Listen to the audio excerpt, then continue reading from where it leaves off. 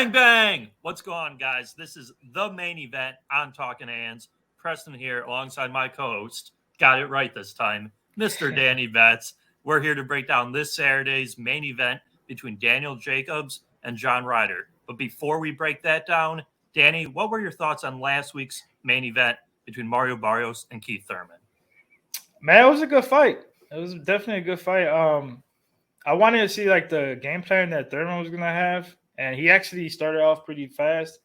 And I was kind of disappointed on Barrios because he didn't start hitting the body Yeah. until like fourth, fifth round at the earliest. So I think he would have changed the game. He would have started early, like first round, second round. But it was a good fight, man. What about you? What you think? I'll be honest, I thought Keith Thurman looked exceptional. Like, I thought that was the best he's looked damn near ever. Like, he was really hitting Barrios with good, hard, clean shots. Barrios was taking those shots, but, he was getting hit a lot. And I know it's looking like Thurman's going to fight the winner of Ugas Spence, which just got announced as well.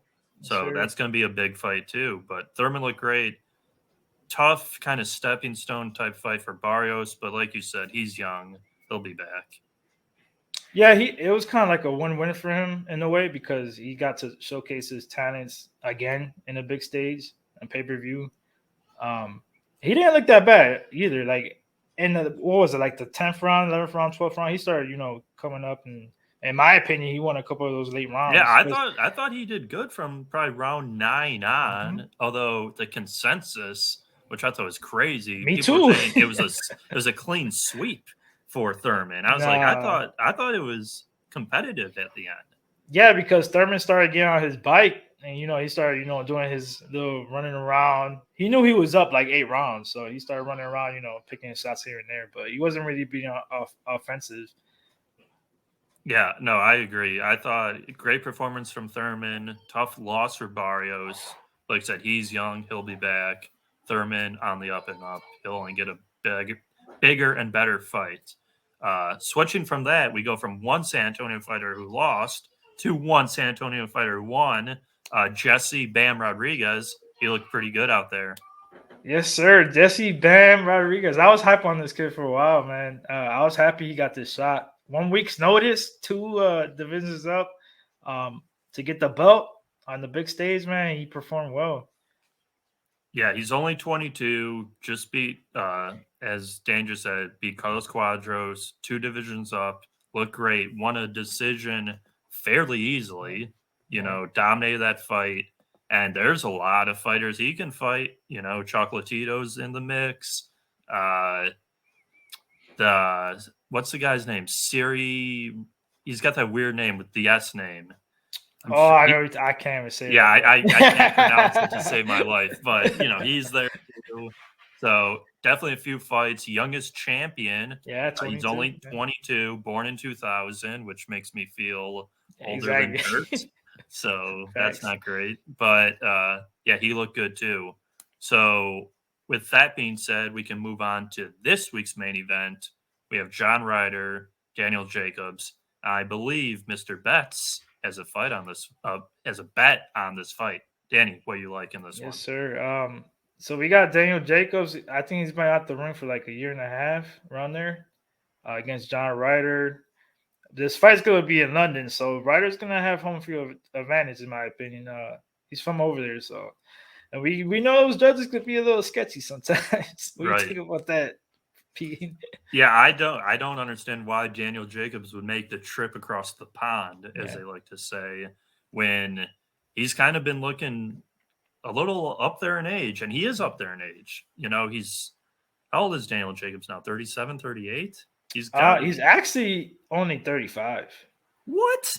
Yeah, but like I'm with you. He reminds me like like we'll talk about that fight pretty soon, but like Kell Brook, they're younger than you think, but their bodies are like, getting older by the minute.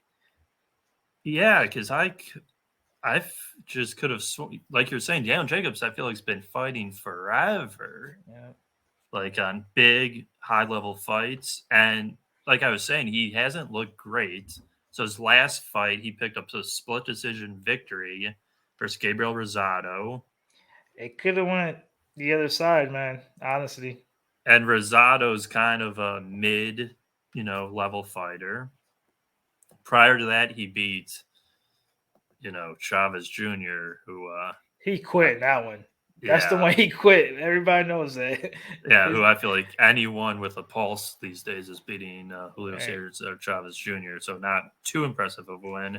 And before that, he lost a tough fight with Canelo.